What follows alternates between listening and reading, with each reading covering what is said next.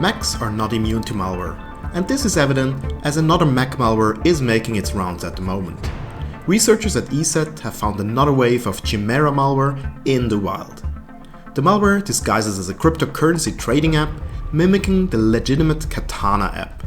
The cybercriminals wrapped their original clean application in a bundle with their own malware.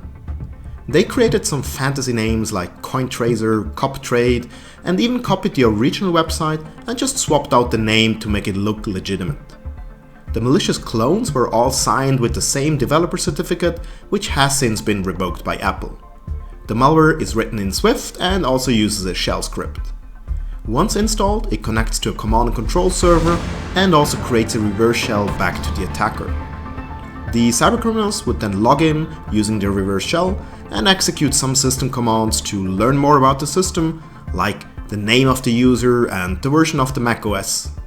It also takes a screenshot and then uploads it back to the attacker, but only if it's not the new Catalina version, because there are some new alerting mechanisms which prevent the silent background screenshotting. If the attacker finds something of interest, then they will compress the files into a zip file and exfiltrate them back.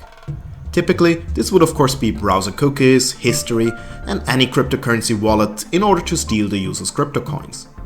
Acronis CyberProtect can detect and stop Mac malware from spreading on your Mac and also keeping your system safe.